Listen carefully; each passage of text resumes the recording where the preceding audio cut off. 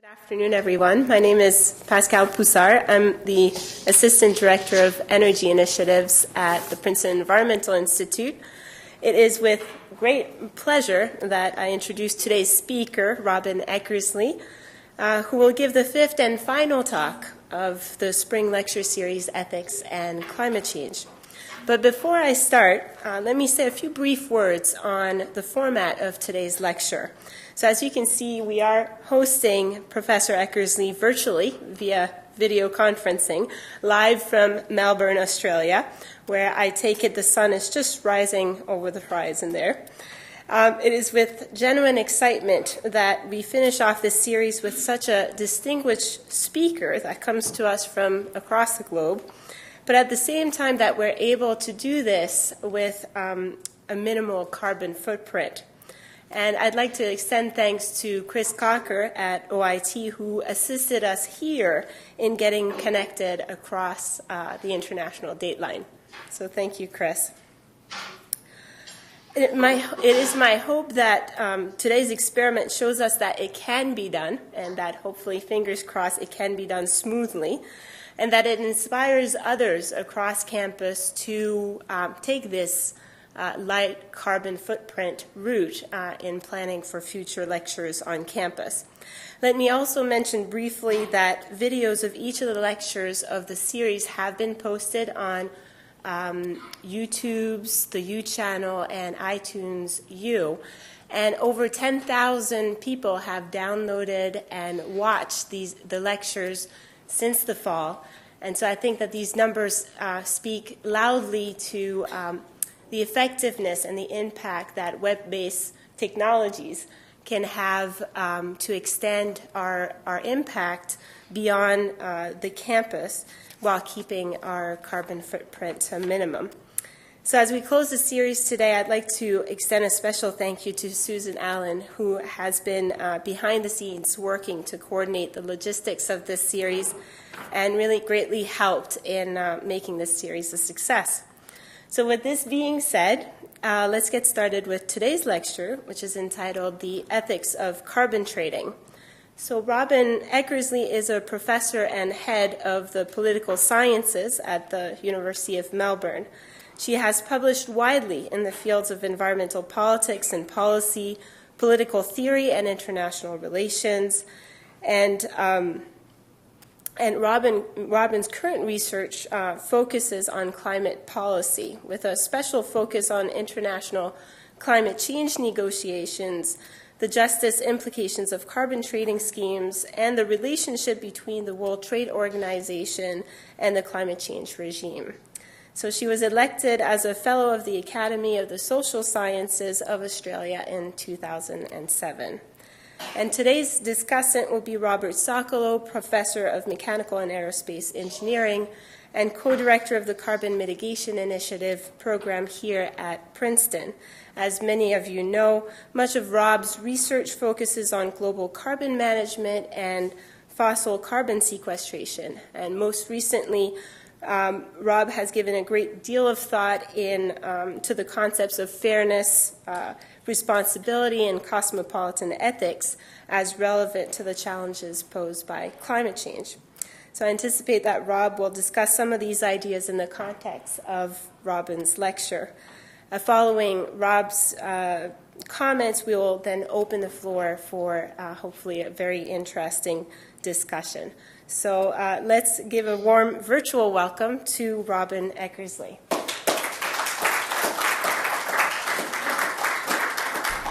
Thank you very much, Pascal. Can you all hear me loud and clear? Yes. Thank you. That's great. Well, it's just after 7 a.m. here at the University of Melbourne. I'm sitting in the Digital Services Division conference room at the University of Melbourne. It's a warm autumn day. We're about 14 hours ahead of you. I've had a couple of strong cups of coffee to get me going. Before I get started, I'd like to thank the people that have worked hard to make this link up possible, to Pascal, to Susan Allen, to Christian Corker, and I'd also like to thank Professor Rob Socolow for kindly agreeing to be a discussant today. And at the Melbourne end, I'd like to thank Ben Loveridge, who's been working tirelessly behind the scenes. Today I want to talk about the ethics of carbon trading.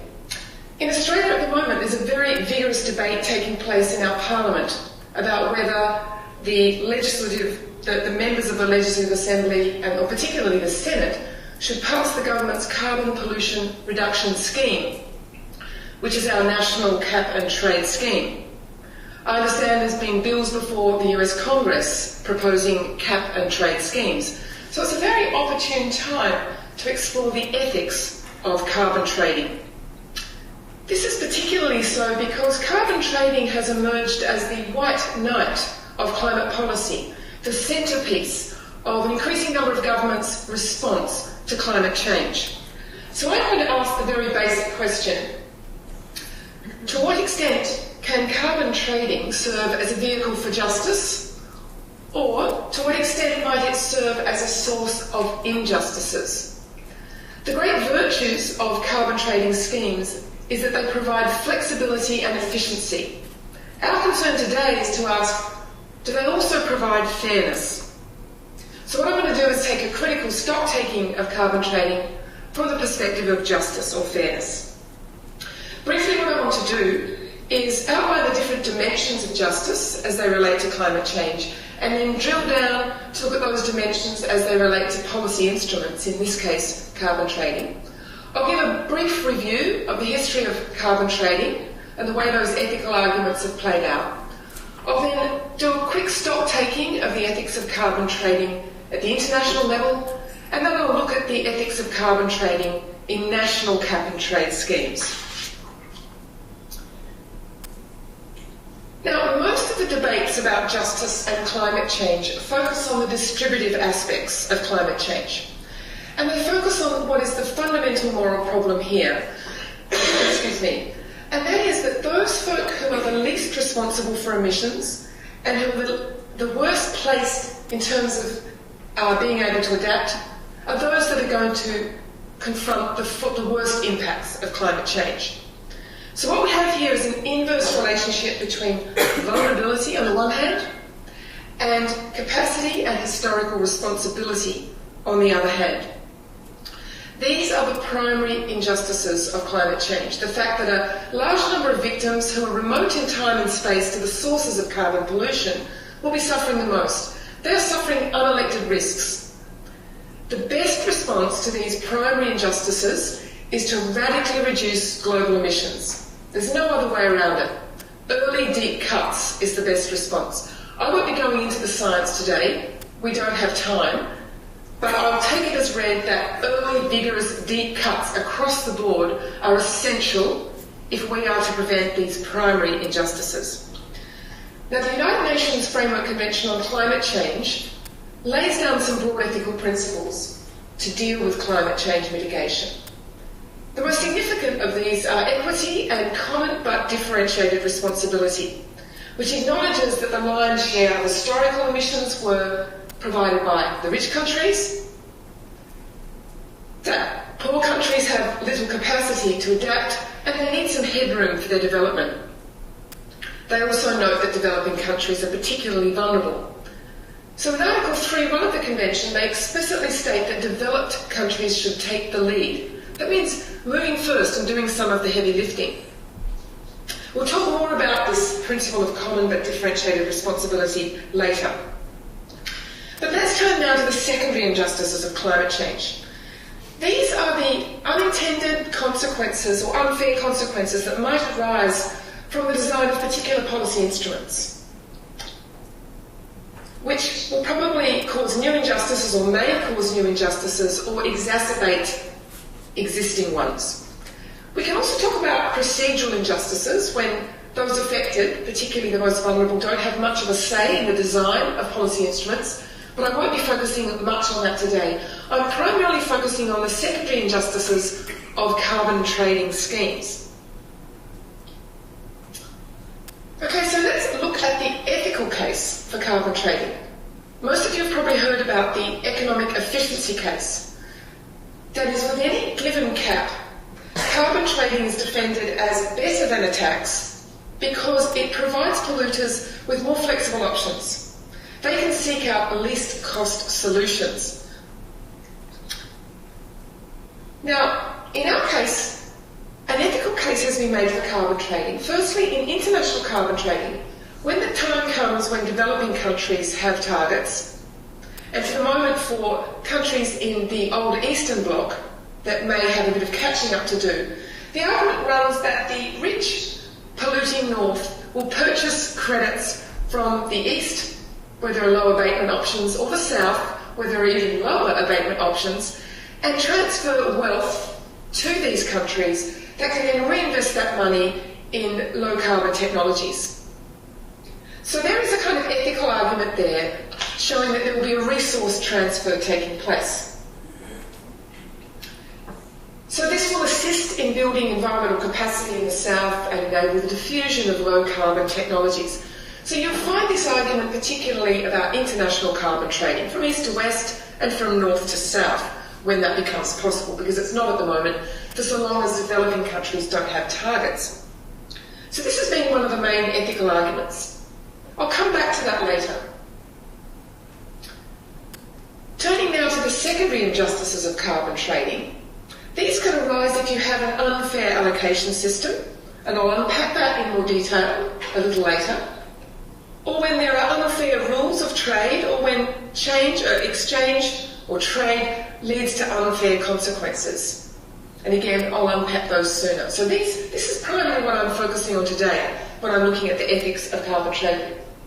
But I also want to dig deeper, and I want to walk you through some of the more fundamental ethical objections that were aired in the early stages of the design of this system. Most of these objections come from the environment movement, as you might predict. I guess the most fundamental problem or queasiness, you might say, that many environmentalists have about these schemes is that they serve to hollow out responsibility. If the idea is solving problems where you live, at the source, then carbon trading enables you to transfer that responsibility, if you have the money to afford to do so. To pick low-hanging fruit elsewhere, to take advantage of lower abatement costs elsewhere. So if another polluter can reduce their emissions significantly below their allowance, you may decide to purchase their excess emissions rather than reduce your own. This is the fundamental philosophy. The problem with this is that it postpones the immediate innovation at source for some firms. They can effectively postpone the day of reckoning because there are cheaper options available to them elsewhere. And what that effectively does is, for the period in which they're relying on purchasing emissions from elsewhere, they're exceeding their allowance. They're exceeding what you might say is their fair share of emissions, assuming that allocation was fair in the first place. It's also been said that carbon trading can enhance the capacity of the rich relative to the poor. You may have come across the phrase accumulation by decarbonisation. A phrase means that capital can achieve higher rates of accumulation through these schemes than they would be able to under a rationing scheme, where everyone was given a fixed allowance and they were obliged within a given time period to reduce their emissions by a certain amount. Carbon trading, and particularly carbon offsetting, enable the rich to continue their high-polluting lifestyles, paying someone else to do their dirty work, which is the way in which critics put it. So responsibility for overconsumption lifestyles is transferred elsewhere. The South becomes a kind of carbon dump. I'm not really focusing too much on offset schemes here. I'm mainly looking at trading. I'll say a little bit about the clean development mechanism later. So critics have asked, why should those who can afford to pay be able to pollute beyond their fair share? Surely the Framework Convention that we have is about leadership of the rich, of the big polluters, that have got rich and built up their capacity through spewing out fossil fuel or greenhouse gas emissions ever since the Industrial Revolution. Finally, the critics argue that carbon trading effectively converts a wrong into a right. It bundles up the atmosphere, or rather emission rights into particular, it commodifies it, and particularly gives polluters a right to pollute within certain boundaries.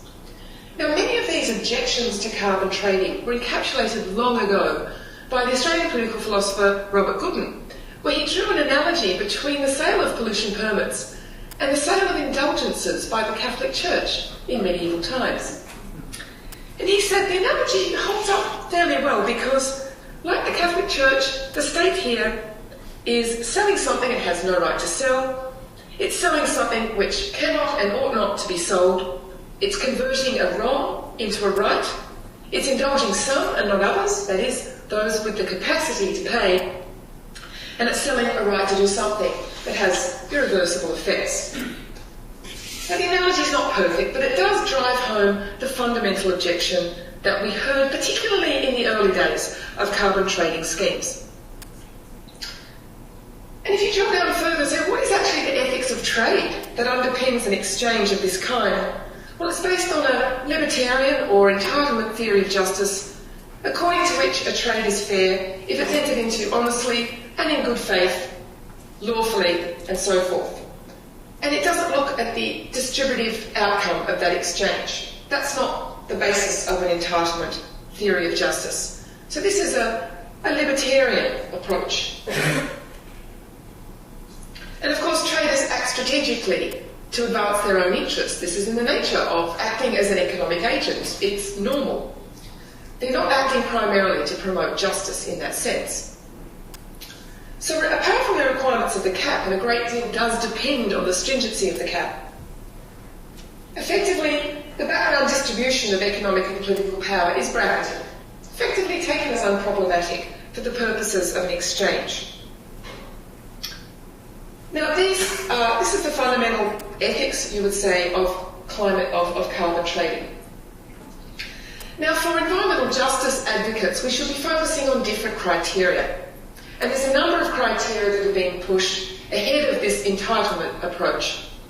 The first one is based on historical responsibility, that those that have caused the problem should take the lion's share of emissions. The second one is based on capacity, that is, those that have greater capacity to mitigate, that have greater wealth, income and opportunity, can or should pursue the highest mitigation because they can, precisely because they have the capacity. And that's linked to historical responsibility, because those that have been responsible for the lion's share of historical emissions have built their economic capacity, built up their economies on the back of fossil fuel. Then there is a more general egalitarian argument that allocation of responsibility for mitigation should be based on need. That whatever else you do, you should ensure that each and every human in the world has enough energy sources to ensure the meeting of their basic subsistence needs. Often you'll find some amalgamation of these particular principles in arguments about allocation, but simply capacity to pursue, to engage in, or willingness to pay for permits falls very low down this particular ladder. Okay, having sketched the basic moral objection, we have to acknowledge that carbon trading is here to stay.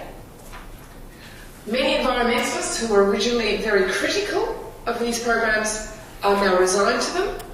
Many environmentalists wholeheartedly embrace them. So in the remainder of this lecture, I want to ask the question, well, if we acknowledge some of the problems of carbon trading, is it possible to design schemes that minimise, to the greatest extent possible, some of the inequities of carbon trading, and therefore make them possible? I think this is quite possible. It may be you can't do this all in the design of a particular trading scheme. There may be some inequities produced, but you can address these by developing complementary policies and measures. So I believe it's perfectly possible to design an efficient and effective and a fair carbon trading scheme, both at the international level and at the national level, provided you get the design right and provided you iron out any problems through complementary measures. So let's now turn to how this might be done. And just to recap, what we're looking for is the overlap here in this Venn diagram, the holy grail. We want to maximise effectiveness because that's going to reduce the primary injustices of climate change. We want to maximise efficiency because we can always do more with less if we're efficient. And obviously we want to promote environmental justice, or at least not exacerbate it. There is a tendency to want to use these schemes to solve every problem in the world, rather than just the problem of climate change. We don't want to overburden these schemes, but we do need to keep a careful eye on creating unintended consequences that are inequitable for some social classes, some regions and countries.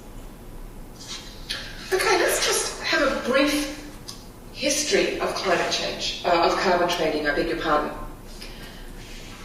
Shortly after the signing of the United Nations Framework Convention on Climate Change in 1992, a vigorous debate began about which were the best policy instruments for pursuing mitigation. The European Union, which took the lead fairly on in these negotiations, was very much enamoured with the idea of a carbon tax and very critical of carbon trading. They had the same qualms that environmental NGOs had about carbon trading, and I've just walked you through those. The G77 weren't particularly enamoured with these schemes either. The USA, on the other hand, was very positive about these schemes because they had a history of this. They were the pioneers. Through the Clean Air Act and the Sulphur Dioxide Trading Scheme, that had a successful history of using these schemes. And they were promoting them as providing a very flexible response. In the lead up to the negotiation of the Kyoto Protocol in 1997, it became apparent that unless the parties were prepared to agree to quite flexible instruments, that the big polluters, those that belonged to the so-called umbrella group, which included Australia, Japan, the US, New Zealand, and of course the US and Canada at the time, would not be able to commit to mandatory emission reduction targets unless they were given considerable flexibility. There wouldn't be a deal. So effectively the bargain that was struck at Kyoto, and of course the Clinton-Gore negotiating team did sign that particular bargain. No subsequent president has put it to Congress for ratification. The deal was that the developed world only would take on mandatory emission reduction targets, and the developing world would not have to. And they would receive resource transfers and assistance. But in return for that, for promising to take on emission reduction targets, the developed world would be given considerable flexibility, which would include carbon trading. So flexibility was the price of getting those big polluters on board. That was effectively the deal. Then it began a debate about supplementarity. That is, to what extent should Annex I parties, that is the OECD countries or the industrialised countries that had these mandatory emission reduction targets, to what extent could they use carbon trading to achieve their target? Or some of the other so-called flexibility instruments provided by the protocol, such as joint implementation and the Clean Development Mechanism. Joint implementation enables Annex I countries to invest together in one country and share the reductions. The Clean Development Mechanism enables Annex I countries to invest in developing countries in projects that reduce emissions, and provided they're projects that wouldn't have otherwise happened, they can claim that credit. The argument of critics was that using all these flexibility mechanisms would effectively enable Annex I countries to top up their target. And that this was a problem, and that the use of these measures should be restricted in a quantitative way.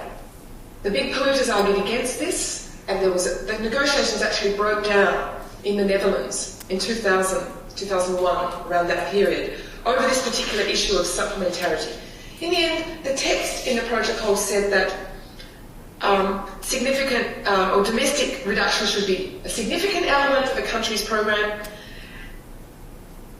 and they should, so just significant, so they didn't actually put a ceiling on it.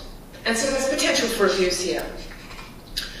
Now the EU, who was once the greatest critic of these schemes, has forged ahead and is now the biggest advocate with the strongest track record and the longest history with the European Union's emission trading scheme.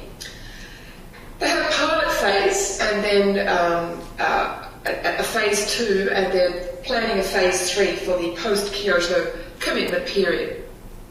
There are some lessons in that particular scheme, and that was in the first phase they gave out free permits to polluters, and most of those polluters simply passed on the market value onto consumers who had higher electricity prices and the electricity utilities earned a windfall. In reviewing the scheme in its phase 2, the EU decided to gradually phase out the allocation of permits as free permits and move towards auctioning, which is what most economists recommend. Cap and trade schemes are now in operation in 27 European countries, as well as New Zealand. There's a voluntary scheme in Japan, and a large number of subnational states and provinces have experimented with these particular schemes. So they really are here to stay. So this is a burning question and very important. Okay, let's turn to international trading. Well, as I mentioned earlier, the fairness of any trading scheme depends on the fairness of the initial allocation of the targets and the rules and consequences of trade. Most of the ethical debate about climate change in the international negotiation has concerned the allocation of country targets. Now, that's a different question to the allocation of permits, but understandably they're put together if a country uses a carbon trading scheme as its primary mechanism for achieving its target. Now, under the Kyoto Protocol, the targets were pretty much the result of haggling. Each country agreed to what it felt it could manage. And so what you had was an agreement to reduce emissions by a particular baseline, in this case 1990, by a particular commitment period, 2008 to 2012. Each country agreeing on what they felt they could manage. So this was seen as grandfathering because it was an emission reduction target from an existing base. Most justice folk or ethical theorists say, no, this is the wrong way around. We should have had a principled, objective formula that factored in things such as historical responsibility, vulnerability and capacity, and the need for basic needs to be met. I can't explore all these arguments about allocation. It would be a whole other lecture. But all of these principles are in fact embodied in the United Nations Framework Convention. And it's a great pity that a more principled approach was not taken at this stage. Developing countries are partly to blame here. They were so insistent on not taking upon targets, they took their eye off the ball about the formula for allocation. Had they been more open to taking on targets, they could have had a big role in arguing for an allocation formula that would have suited their needs and enabled a significant transport to them through the sale of permits. And there's a range of arguments around the contraction and convergence model, the clean development, the greenhouse development rights, which allocates permits on the basis of a composite or an index, a weighted index, which includes capacity and responsibility. So there's all sorts of schemes there. The principles are there. There's lots of arguments how they could be juggled. Had the parties back in 1997 agreed on a principled approach, we may well have China, India, and the major emerging emitters in the developing world possibly agreeing to targets because it would suit them. However, that didn't happen, unfortunately. Turning to the rules and consequences of trade. As I said, developing countries can't engage in carbon trading because they don't have targets at the moment. But when they do, and hopefully they will soon, there has been a problem that the very poor countries might sell off all their permits quite early in the phase of trading. And then over time, as permit prices are expected to rise, they'll desperately need to buy them back to ensure their development, and they won't be able to afford them. In fact, they might keep selling them and actually sell off their subsistence needs, and not just their luxury needs. And so some focus suggests what we need to do is quarantine subsistence needs and the energy required for that. And if fossil fuel remains the least cost alternative, then quarantine that and only enable a trade in luxury emissions. Important point. Those that have defended carbon trading as enabling a resource transfer to the south or developing countries have not really pried into the question of where developing countries would spend the revenue in an appropriate way. Spending that revenue is a prerogative of a national government. And shy of any treaty commitments, that government may spend it on other things. It may squander it. So there's no guarantee that the revenue earned from carbon trading would necessarily go towards carbon mitigation or the satisfaction of basic needs or poverty eradication. If developing countries became dependent on carbon trading to as a form of wealth generation and decarbonisation, as it were.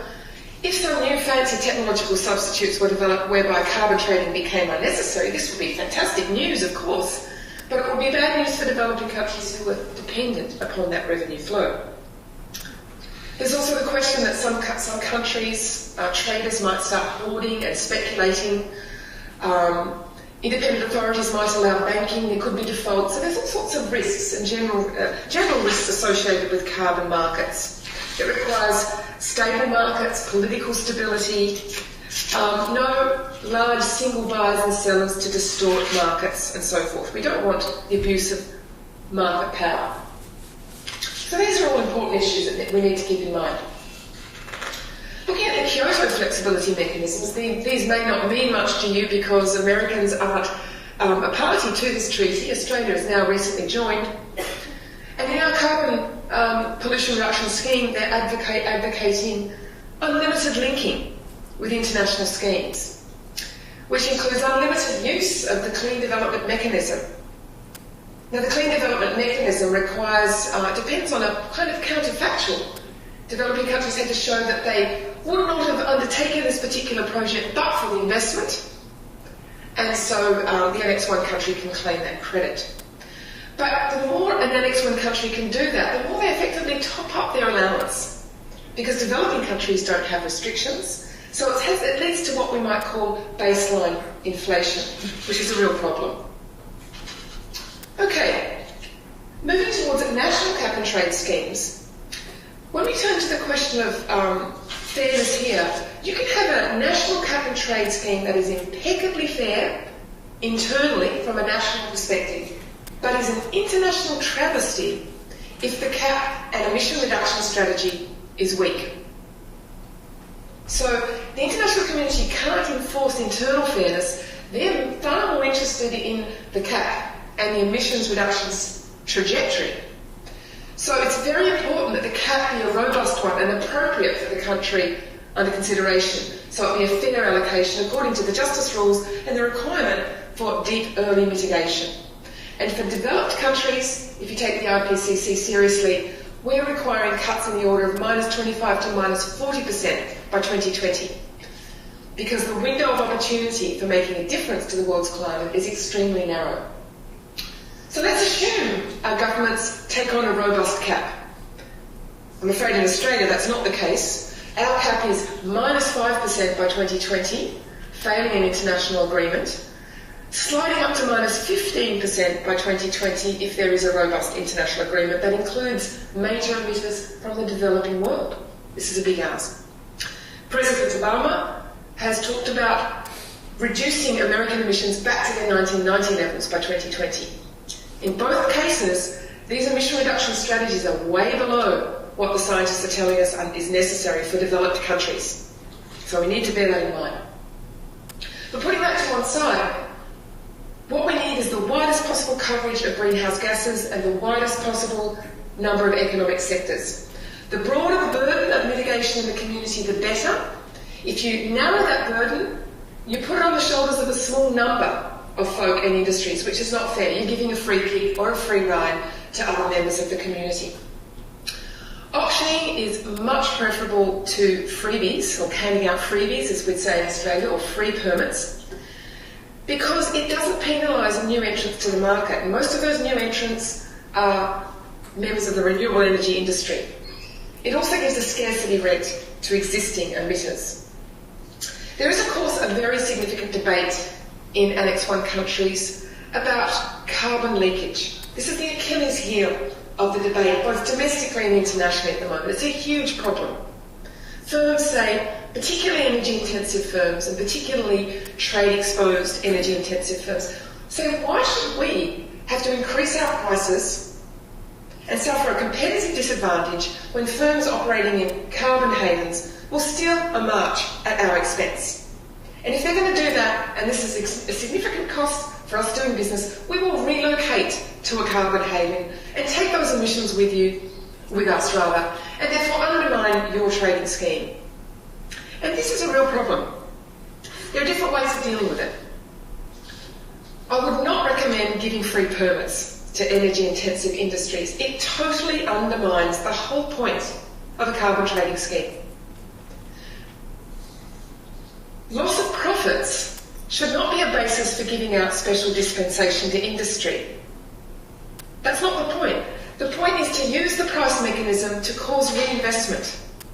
And if you give out freebies, then you're actually undermining the whole point of the carbon trading scheme, which is to use that price signal. Taxpayers should not compensate the tobacco industry or the landmine industry for loss of profitability if they become regulated or banned. Why should we do that for coal? Coal is the new tobacco. However, for industries that are trade exposed, that are price takers, not price makers, who can't pass on these costs, we do have a problem. So we need to deal with it, but not through free allocation. How else can we deal with it?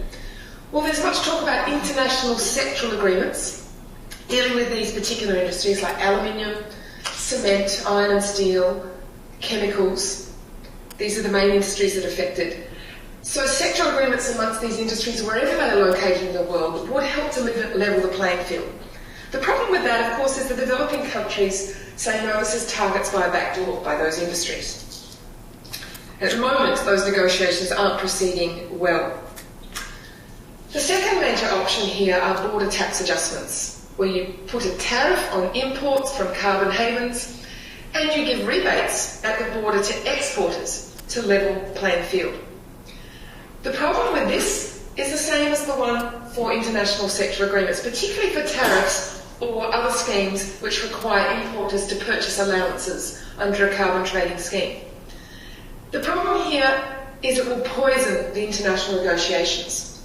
And for that reason, the European Union has decided to foreclose any debate about border tax adjustments until after the Copenhagen conference at the end of this year, where it is hoped the world will sign a post-Kyoto treaty. And I think that's true. I think for the moment, developing countries, particularly India and China, whose cooperation is essential for the success of any international regime, they see these as backdoor targets at the moment. However, I think in the interim, you could consider export rebates. Because what that would do would be discipline the polluters domestically, who when they sell on the domestic market have that discipline, give them export rebates. You shouldn't get into any World Trade Organization issues there. But give those rebates with strings attached, all sorts of green conditionality. Admittedly, that's a lopsided scheme, but I think it's a good scheme that might enable the domestic support to a cap and trade system to proceed, pending the outcome of the Copenhagen negotiations. And then you could continue to pursue perhaps international sectoral agreements post-Kyoto. As for the international rules of trade, I think that these flexibility mechanisms should be restricted to some small percentage to force innovation at the domestic level. Borrowing and banking should also be restricted and severely policed to prevent any possibility of default. Finally, with the permit revenue, any rise in energy prices, whether through a tax or a cap and trade scheme, is socially regressive. So it's very important that low-income earners are dealt with, not through cash payments where they simply keep paying for fossil fuel energy, but through other mechanisms that enable them to switch their energy use to low-carbon alternatives.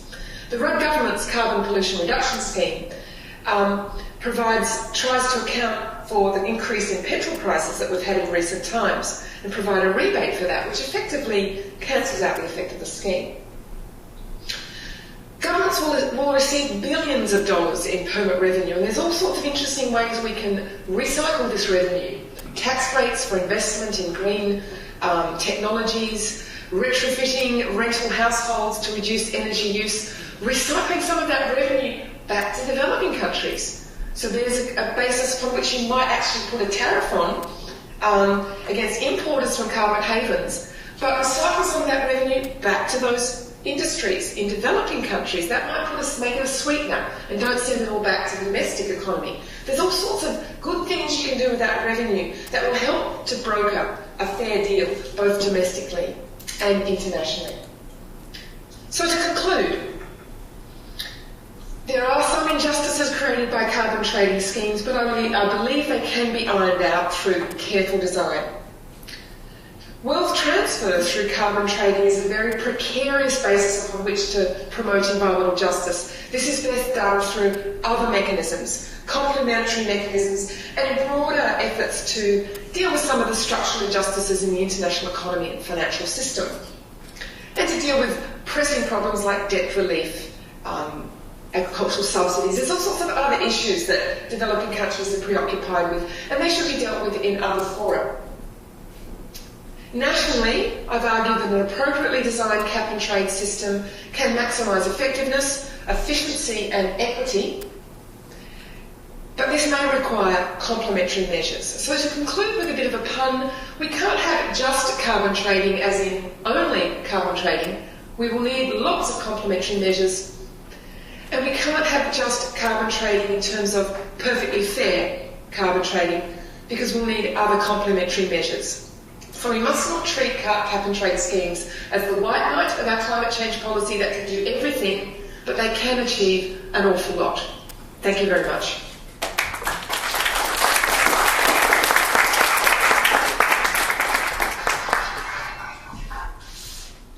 Robyn, thank you so very much. A brilliant presentation, very, very thoughtful. And thank you for joining us in this adventure, which is expressing what we're trying to do professionally in terms of reducing carbon footprints through this mechanism, the video conference. Is it your first? Is it your first video conference? I did one. Yes, it is. Yeah, you're out of view. You've just come back in the view. Okay. We're going to do more and more of these. Clearly, this is going to be one of the ways in which we travel less. And we're watching the technology improve month by month, and by being consumers of the technology, we are helping create the market. It's like buying a Prius to help it along, okay? So this is working. Every time I saw Robyn advance her slide on this screen, without saying next slide please, but with something she was reaching under her desk to do, I got a thrill. Because this is what we're trying to accomplish. And the previous time that I did that, I was not able to do that. In fact, something I did 2 weeks ago, we couldn't do that. So this is steady movement forward. I understand that WebEx, which is the technology we're using, is an important brand new company. I don't know the story of it, but some couple of young people probably invented it the way they did all the other ones that are moving along. Okay, now I've got a challenging title, and I'm going to be taking a particular part of what Robyn is talking about and elaborating it with some.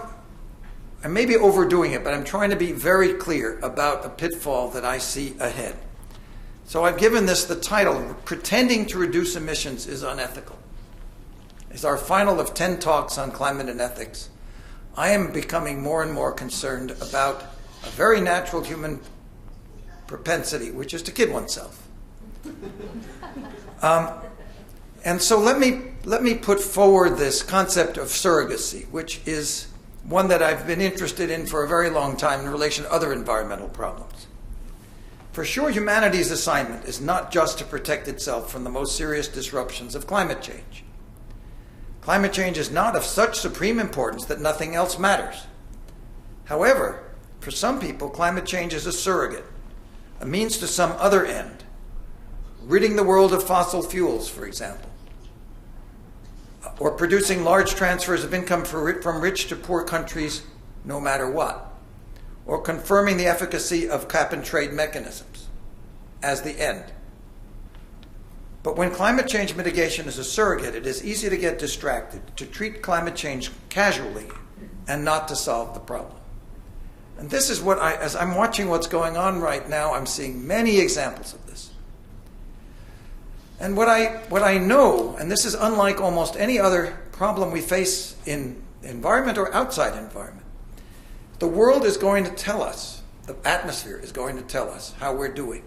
We have our own auditor, whom we cannot persuade, we cannot bribe. And that is the atmosphere itself. So we are measuring the concentration of CO2 in the atmosphere at Mauna Loa That's a picture of Mauna Loa, 11,000 feet into the up a dirt road, cinder road actually, because it's all volcanic, is this observatory. It's been observing CO2 since 1958. And the slope has been quite constant for more than 10 years now. And we're going to measure the next 10 years. 2020, we will have a concentration. And so there are various possibilities. We don't work at all and we end up at the high end. We work very hard and we end up at the low end. But there's a third possibility, which is we pretend to work very hard, or we do work very hard, but we built in escapes. And we work very hard and find ourselves at the high end. And of those three possibilities, I think the third is probably the most likely. And it's therefore something we really need to be concerned about. So what are some of the ways of kidding ourselves? Robyn and I and countless others want the design of global climate change regime to take into account the extraordinary inequality on the planet. It's as much a fact as anything else about the planet. And there are many ways to address inequality, and one of the reasons I've found this whole series exciting is that I've had a chance to mix it up with people who professionally have been educated to think about ethics and to discover, among other things, that there are many alternative ethics for proceeding through this problem. The quantitative character of this problem, however, is not enough on the minds of the people who wander in with their philosophical principles. And it's a very daunting problem. When we look at national data, we can look at per capita consumption, the vertical axis, and population, and this is today, or actually a few years ago. The United States is emitting about 20 tons of CO2 per person per year. I don't have time to get into how to deconstruct that in terms of car driving and buildings and so forth. Some of you have heard me do that in other talks. The world average is 4. And stabilization, the end point of the exercise we are now pursuing, have begun pursuing, is 1 ton of carbon dioxide per person per year for the people on the planet. Whether the population is 8 or 10, it's the same answer. A product that is about 10 billion tons of CO2, about a third of today's emissions. We have to get down to that for the atmospheric CO2 concentration to stop rising. There are complications of other greenhouse gases and so forth, but this is the overall picture. So it is not a situation where it is sufficient to limit the emissions of the prosperous and let everyone catch up to us. Rather, the emissions of the future rich must equal the emissions of today's poor. The rich countries did use more than their fair share. It's not a matter of making a redress and letting others use as much as we did. If we're serious about climate change, we actually don't have that luxury. We apologize if we need to, but that we should have found this problem 100 years ago instead of now. But wealthy countries did use their fair share. There is no historical principle that will allow others to have their equivalent amount and have the kind of planet we're talking about. The ethical principle just doesn't work in its naked form. Let everyone use as much as Americans have.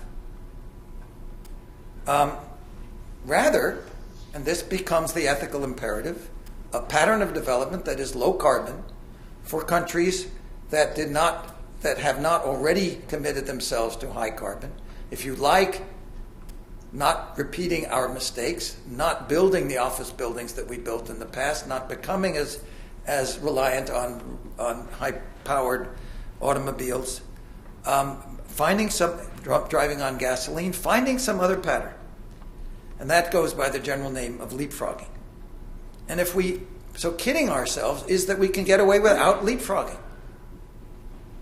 And also kidding ourselves is that the developing countries don't matter especially. They are the big driver. We're actually becoming the smaller one. And a group of us, Steve Socolow talked to you last week about all this, have been developing a view of fairness, an ethic, that we discovered late in the game philosophers have a name for. It's like the Greeks had a name for everything, the philosophers have a name for everything. It's called cosmopolitan ethics. It says, think of individuals first and nations second.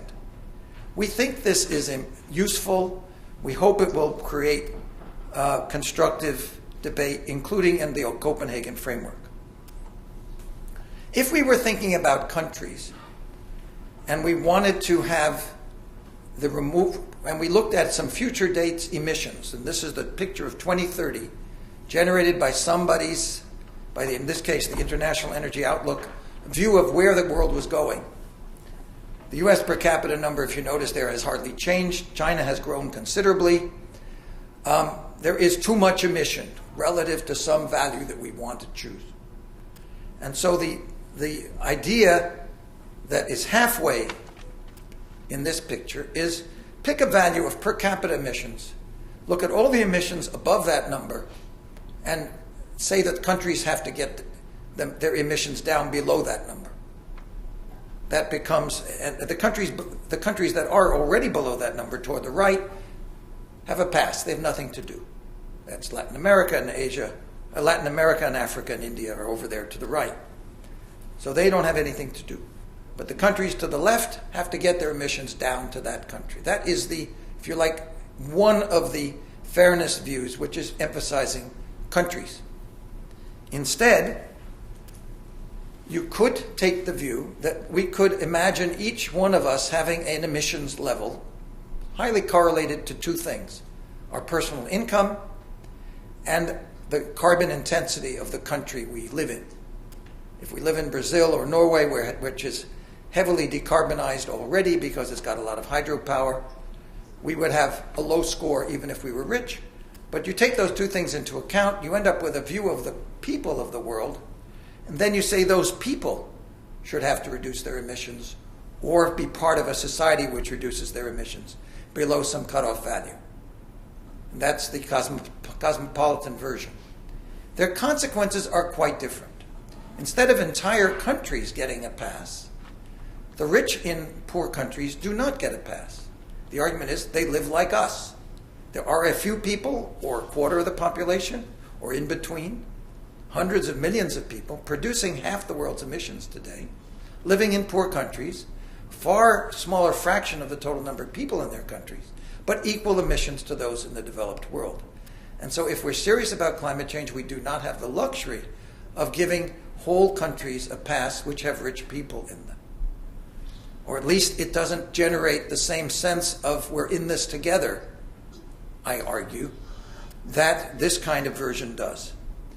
The other thing that looking at individuals instead of nations produces is visibility for the very poor.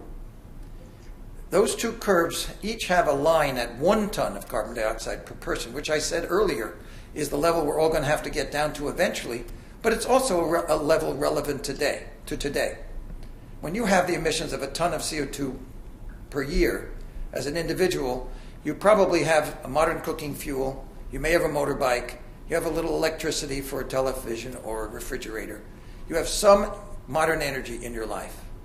About a third of the world's population, we argue, as far as we can tell, does not have that level of emissions. That's that right-hand third over there. And they are invisible over here, as you see. The Millennium Development Goal objective is to produce some amount of well-being, measured in access to clean drinking water, in immunization, in elementary school education, including for girls, infant mortality. There are many measures. An energy measure equivalent to those is something like a ton of CO2 per person emissions from fossil fuels. And so we're saying allow that as part of an equity solution.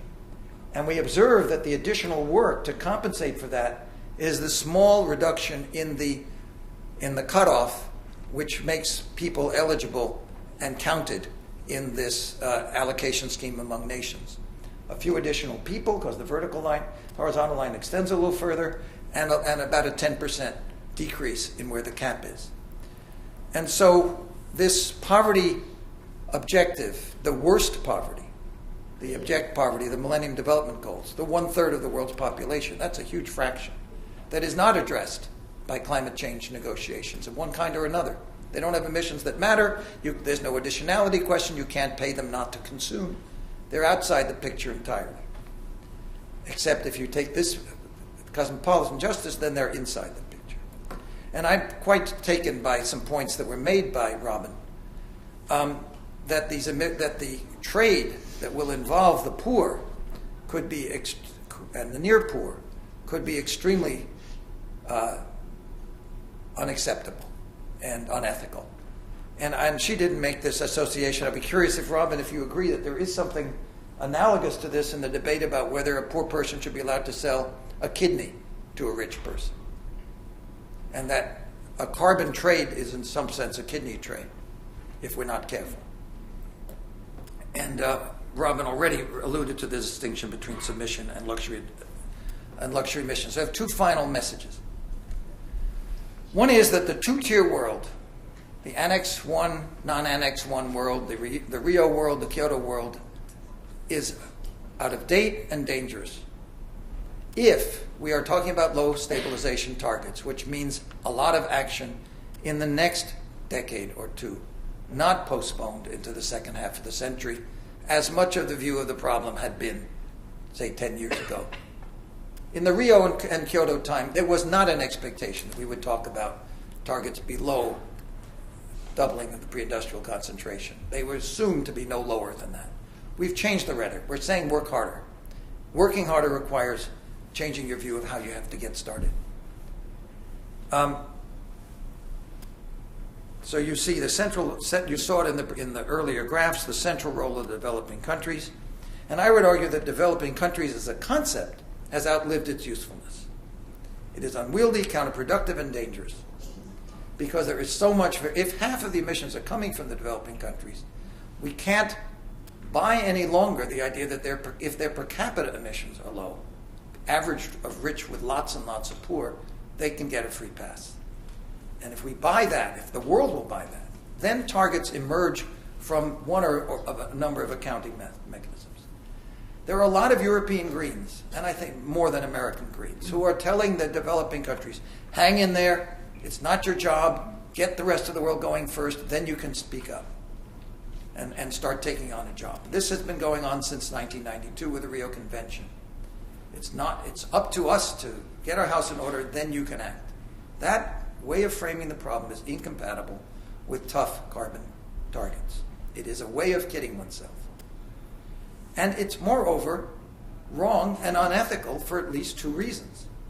One is that if the dangers of climate change are severe and menacing, the particular people affected are poor people, often in the same countries as the people who are being told to sit on their haunches for the time being. And that's just terrible advice. If we're worried about increased damage to the monsoon season or melting of Himalayan glaciers, if those things are real or potential 10%, 20% outcomes, then we don't start telling developing countries, well, take your time, it's not your business yet. And the second is, I think, equally important. When you are you're in charge of your own life when you have a carbon target. If you are China, if you are India, if you are Brazil, South Africa, and you have a carbon target, it doesn't have to be lower than this year. It just has to be lower than it would have been if you didn't have a target. If you're going to grow by 3%, it's a target that says you grow by 1%. You establish a price on carbon in the process. You get investments in the country in directions that the country itself chooses. You have self-determination. And I think that's... Oh my God. Did we have a time? We booked just an hour instead of... We're still connected. They dropped off. Oh. They may have only booked that time. Let's hope so. Now, Robyn uses the phrase, and then she has a paper that she sent me, and in the last sentence, she uses what I fear is a key concept. She's right, but I'm giving a spin. She says guilt over the ongoing legacies will force us to continue to seek just outcomes, which I would agree with. But in addition, I would say guilt over the ongoing legacies, the legacies of colonialism,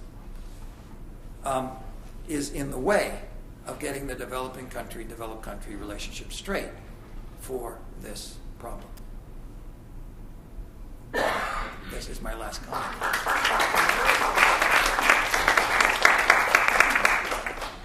Hi, Robyn. It's David Schlossberg. Do you hear him? Oh, hello, Dave. So, I can't see you, but it's David, why don't great to you hear your voice. come up here? Then you'll be seen as well. hi, Robyn. So, when you started out, you mentioned three different ways that justice and carbon trading come together. So there's the primary, there's the secondary, and procedural. And you talked about the primary and the secondary, but you didn't really talk much about procedural. And so the question really has to do with how a carbon trading scheme can meet procedural demands of justice, especially out of the environmental justice movement and the climate justice movement.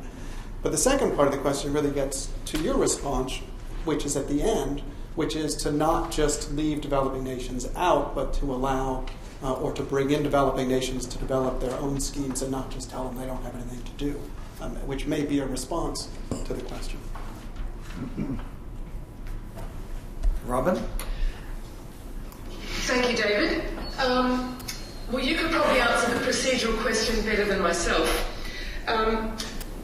I guess the basic argument there is that the more that you include vulnerable groups, classes, communities, nations, regions in the design of these schemes, the more likely you are to bring to the fore some of the issues that may be neglected and also produce schemes that are more legitimate, better understood and more effective. That said, of course, when you look at the international negotiations, extremely complex, it's hard to know how you can bring in a lot of other actors in addition to states, in a way that makes it cumbersome, or not too cumbersome. That said, I think that the presence of NGOs at the climate change negotiations provide a fantastic watching brief, a critical voice, and a crucial transmission line back to their own constituents to keep the debate going. Beyond that, though, I think that at the moment, the way the system is structured, it is a debate and negotiation amongst states. More's the pity, if I could restructure the world, I would. But at the national level, I think it's extremely important that low-income groups, environmental groups, unions and so forth have a very big say in the shaping of these schemes because they can be profoundly socially regressive. I didn't quite catch the second point. I think I understood you as endorsing Rob's point about looking at individuals and not nations, and if I'm correct in that, I will just agree and take this opportunity to say, yes, whatever the design of the scheme, it should be cosmopolitan. I love Rob's idea about focusing on individuals rather than states. It's a way of thinking about the Germany living in India, for example. That is, there are as many Germans, if you take the level of affluence of your average German, there are that many Indians living at that level. So it's very important to factor that in. And it could well be the breakthrough that might enable the high emerging emitters from the developing world, like China and India, to acknowledge that maybe they should take some responsibility and take on targets that at least reflect those luxury emissions that are going on in their country. Because the Annex 1, Annex 2 division is, in many cases, arbitrary. It doesn't include Singapore or South Korea. They have no targets, and yet they are OECD countries. That's an aberration. But we need to make a distinction between different types of developing countries. The least developed countries on the one extreme, and China and India and Brazil on the other. And there's a whole swathe of countries in between. And they shouldn't all be treated on the same basis. The least developed countries should just be not given any targets at all and left alone. So the idea of focusing on individuals, the Germany in India, as it were, is fantastic. And to quote Henry Shue, the poor shouldn't sell their blankets so the rich can keep their jewellery. Is there another question, I hope? Can you come forward? I think it'd be easier to... Or is he fine over there? I think it's fine. Yeah. Okay. You mentioned about three things. Say who you are so Robyn can... Eckersley. You mentioned about three things that need to be for successful trade here. That efficacy, the efficiency, and fairness. But how do you measure these things? It seems to me it's very difficult to measure this thing as far as to see the progress, how efficiency in the trade, for example. how efficient, how efficacious is the process, how fair is the process. Very difficult simply. Okay, well, I think efficiency is not a difficult thing to measure. Economists have the tools to do that. Fairness and effectiveness are much more challenging. And that's why I think that the design of these schemes should not be left simply to economists, but that to have political theorists and ethicists, philosophers, and sociologists also involved. Things like fairness. How do you measure fairness? Well, you don't so much measure it as ensure that the parties to the negotiation understand the framework to be fair after full and complete reflection. In terms of effectiveness, that's a tricky one too. Obviously you need monitoring and verification, and there was a great deal of follow-up communication and negotiation after Kyoto to get those monitoring and verification systems in place. But it's not beyond our ken to design those. The hardest one is to measure fairness. But I guess we can go back to basic indicators, levels of, the Millennium Development Goals, those sorts of things are good indicators, but there's all sorts of other indicators within a particular country about the energy poor, for example. You can measure social regressivity. So I don't think it's beyond our ken to get social indicators to measure those sorts of things. I was wondering if I can have another one. Follow-up question? Also, we mentioned about this between individual and nation, as you mentioned. It seems to be the same thing as if we see the nation. The nation is that we have advanced nation and we have a developing nation. So in a sense, this is a parallel, although maybe it's not quite, but it seems to be the consequence, the effect, or the process will be the same unless something drastic to be realized. For example, if we look at the developing countries, the one they need is a technology. If we look at what they need in the future is technology.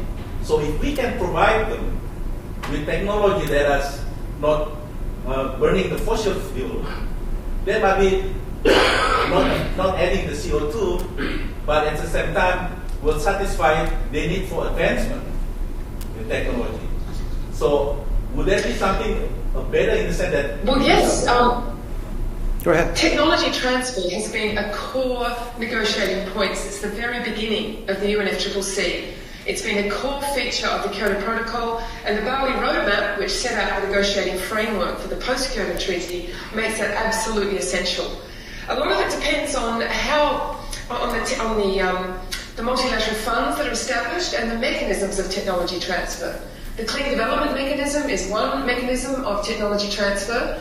There are now negotiations going on in the World Trade Organization under the brief of environmental goods and services to free up trade in environmental goods and services to enable green technology diffusion. So there's all sorts of mechanisms. Some of them have limitations, but that's been an absolutely crucial and well-recognised component of the negotiations since the very beginning. Let me add something on this technology transfer. I think often it is not a well-formed or even entirely sincere objection. If you are wealthy enough to make your own air conditioners by the millions, as India and China are, Brazil is, you are wealthy enough to make a good air conditioner. And there's nothing being held back by United Technologies Carrier Corporation that they know how to make a better air conditioner than China or India, or at least I doubt that. And if it is, it's about a 3 or 4% edge, perhaps. In other words, we can exaggerate how much is known in the developed world and not in the developing world in most of this subject. I find myself, I'm aware that one of the places where this argument has a lot of traction is in pharmaceuticals, where there is a huge amount of research that is not replicated in the developing world around the development of medicines. And then when a developing country says, we want access to your medicines, and there's an argument that gets around intellectual property, one can easily get quite sympathetic to the developing country. But I think much more is made of what we have that we're not letting the developed world have in the green technologies area than is real. Photovoltaics, wind farms, much of this stuff is being made in developing countries. in the photovoltaic area. Silicon is being developed and sliced, and we can greatly exaggerate, in my view, the technology transfer dimension of this problem, as opposed, Robyn, to the assistance in the world of adaptation, where the very poorest people will be suffering from rising sea level or storms or something, and do not have the access to the technology or the money to buy what is needed. And so I've learned recently that the religious right in the United States has made a major point of insisting that when we get to this Copenhagen meeting, there be mechanisms for the transfer of funds, not for mitigation, not for a Chinese subway or a Chinese Prius, but for the poorest countries of the world to be able to begin to develop warning systems, public health systems, and so forth, insurance systems, to deal with the impacts of climate change. That makes so much more sense to me. Do you agree at all, Robyn? I agree wholeheartedly, Rob, and I think we should stop dividing our discussion between adaptation and mitigation. Like a good chess move, we should do 2 or 3 things with the one move, and I think that we should bring those debates together, because often what is good for mitigation is good for adaptation as well. Another question. Yes, there, and then Wendy second. You are? My name is Carolina Xavier, and I would like to know if you think that developing countries can be persuaded to adopt targets and to jump on board on this, because I understand your concept of cosmopolitan ethics and I kind of agree with it, but I don't see how are you going to sell this idea to developing countries and to make them understand the importance of the goal. Robyn? You've put your finger on one of the most crucial issues that are shaping up to be a difficult one for Copenhagen in December this year.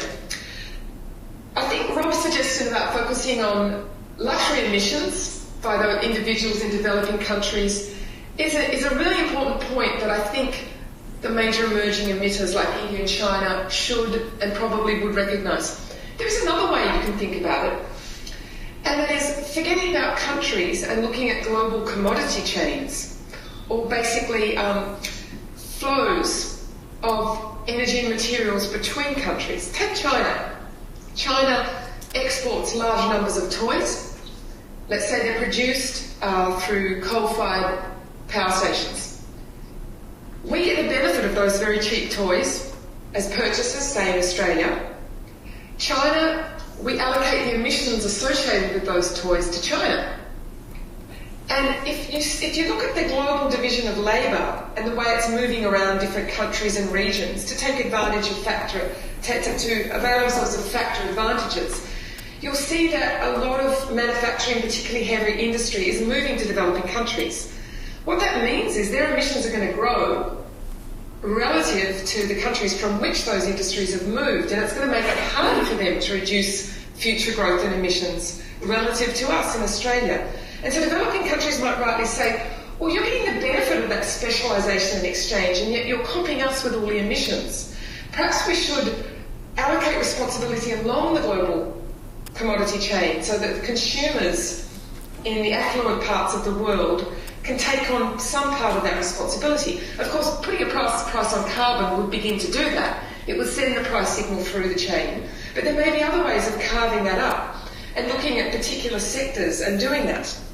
That way, China and India might be more comfortable with some targets if they're based on that particular allocation. So instead of looking at countries or individuals, we'll look at industries and the global economic division of labour. Maybe that's another breakthrough. Because, of course, all of this debate is about allocation of responsibility, not trading, which was my brief. But that allocation of responsibility helps determine the just consequences of subsequent trades.